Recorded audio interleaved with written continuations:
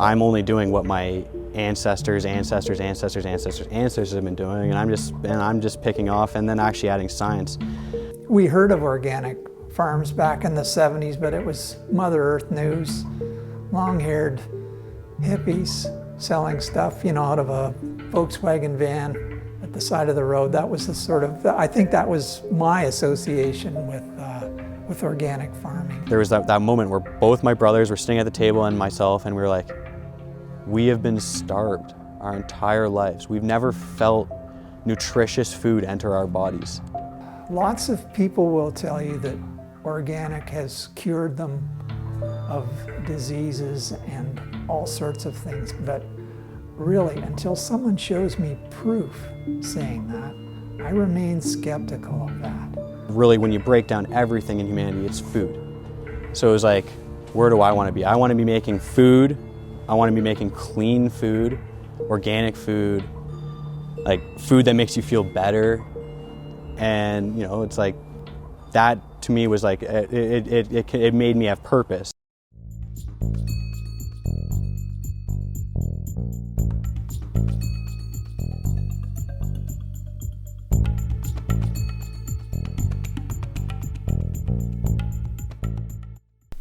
Where does our food come from? Consumers today are faced with an array of different terms and labels as they walk down the supermarket aisle. Local, gluten-free, organic. But how well do we know the difference between them all? Organic is a form of agriculture that relies on natural methods of farming and avoids the use of pesticides, fertilizers, and genetically modified organisms. This is done to sustain a healthier and more productive ecosystem. But it comes at a cost to both farmers and consumers, as organic takes longer to produce and certify, making it more expensive. You can see the divide between organic and conventional farming along this one country road in Gormley, Ontario. Guy Farintosh has been farming the traditional way for 42 years. Mike Bangay, who farms organically, has been doing it for only 7 years. And they're neighbors. While their farming methods are drastically different, they both share a passion for producing the food that ends up on our plates. Guy knew he had a passion for farming at an early age. That's my cousin and I when I'm probably 10, 11 years old. That was my very first vegetable garden. And there's the dog busy planting or digging up what we've planted already in the foreground. And this is a picture of myself and two neighbors selling stuff at the side of the road. I don't know how old I am there, maybe 12 or so. Guy has been a farmer at Farintosh Farms for the past 42 years. He says his father was his biggest influence. I grew up with a dad who had farm magazines everywhere, who was restoring old buildings and furniture, who took me up to the farm and out to visit other farmers, and that's nurture. And that's a very powerful force, not only the sights, but the smells and the sounds and everything else. On the other hand, Mike says he never planned to become a farmer.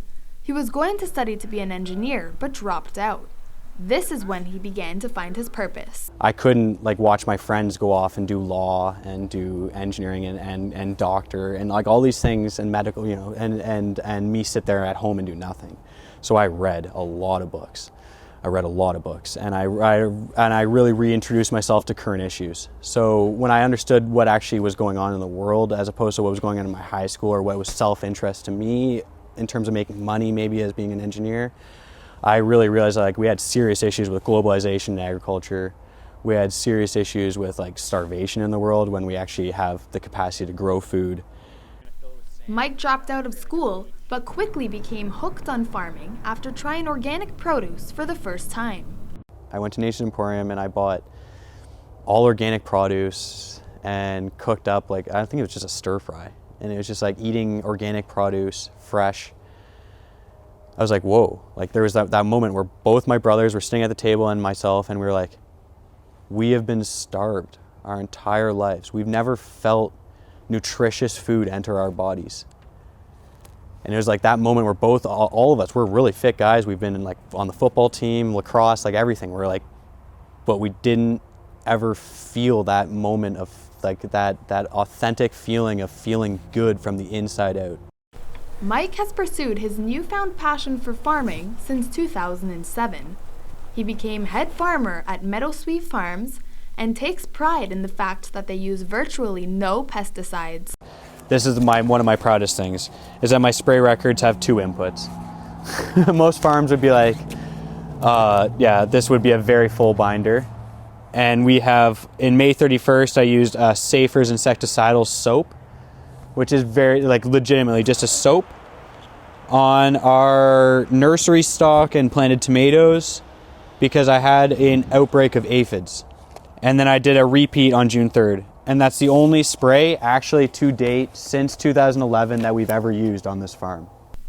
Mike joined the farm when it was in the process of becoming organic. The farm has now been certified for 3 years. He says more often than not, crops are sprayed for no legitimate reason, which in turn ruins the soil and adds chemicals to consumers' plates. There is no reason why you need to spray salad greens. If you're buying sprayed, conventionally grown salad greens because they're cheaper, there's no reason for it. Because lettuce has no natural predators. We don't spray anything. We plant lettuce in the ground with good fertility in the soil, and it grows with nothing. And I harvest it 28 days later, and it is perfect. There's no spray on it. There's no reason to spray it. Anyone that's spraying it has got sick soil. Well, this is everyone's favorite villain right here. This is Roundup. It's made by Monsanto. Guy argues that moderately sprayed conventional food is just as safe as organic. He says the obsession with organic food is linked to unrealistic health expectations. As our population ages, everyone's looking for that magic bullet that's going to help them live longer and healthier. Who wouldn't? But I would argue that conventional food is equally as safe as organic food, and a lot of people just can't afford the premium prices that are placed on organic food to give them that edge. Conventional farming is what feeds the world right now.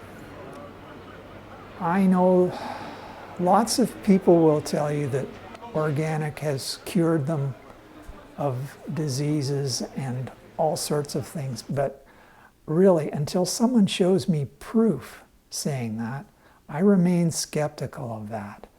There are no scientific studies that conclusively prove organic farming produces healthier food, but there are many reports and case studies that show conventional farming may not be safe for the planet. Many conventional farmers disagree with this idea. They say organic farming can be just as polluting to the earth as conventional. I disagree that it's better for the earth. I think if you look at an organic farm, what you find, everyone hates Monsanto and they hate Roundup, but the fact is if you grow a field of GMO soybeans, you spray it twice with Roundup at 1 liter per acre. That's it. Your weeds are taken care of. You can then plant wheat into it.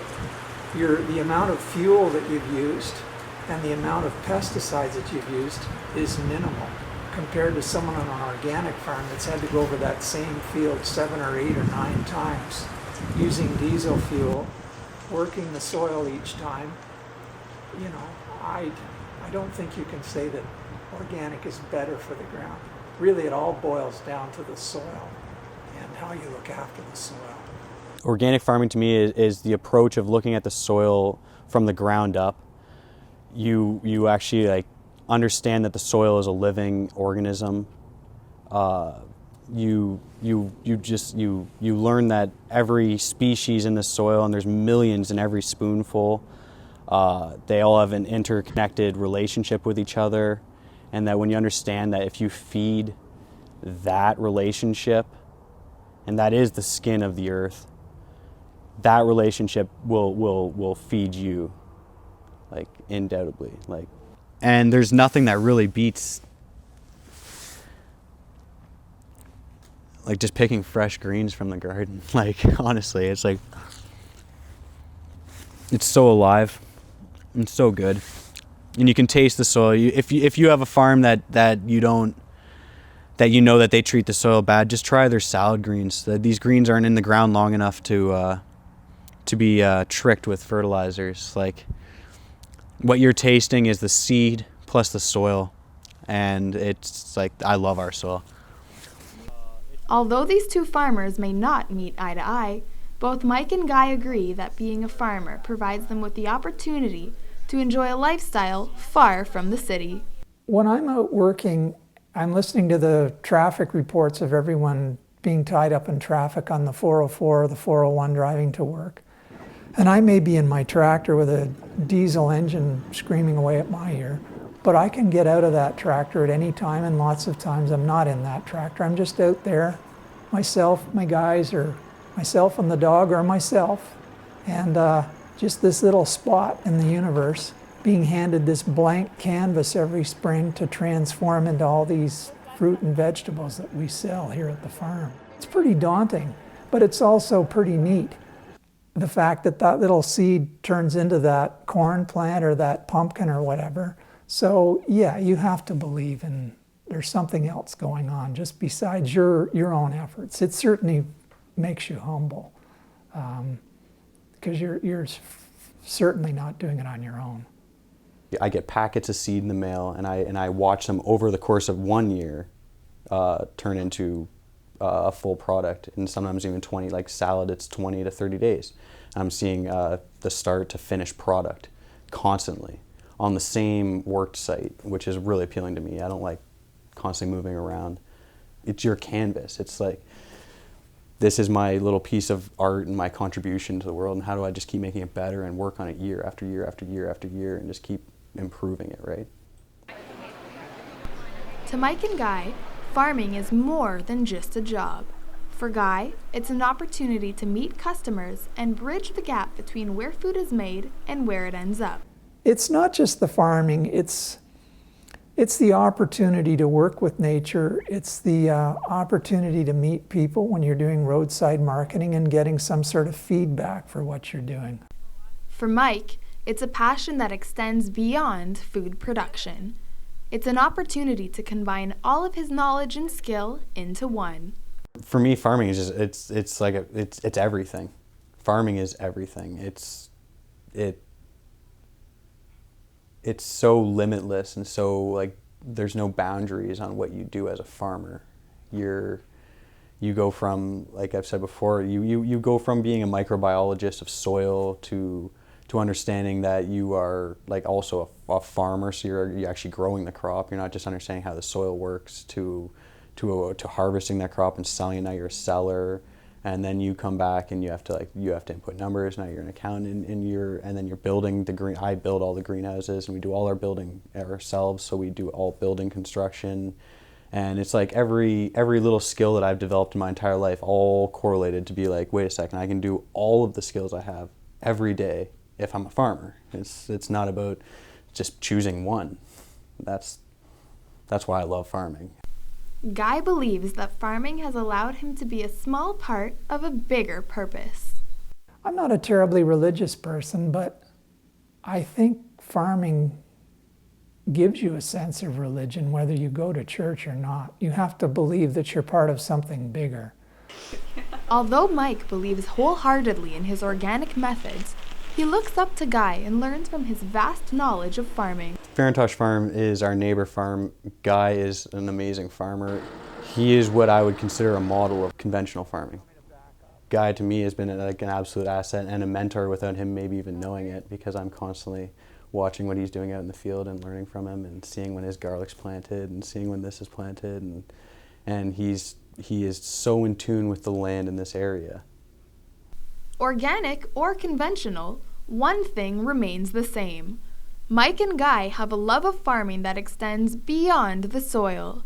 Guy feels just as passionate about farming after 42 years, and Mike hopes to one day be in the same position. Yeah, it's a wonderful life. I'm so glad I do what I do. I'm going to be growing salad greens till I'm an old, crippled man, and I'm going to be running the salad harvester, hopefully, instead of cutting salad with a knife, you know? I'm going to be watching that till the day I die. That's the way I look at it. There's nothing I want to do more than that.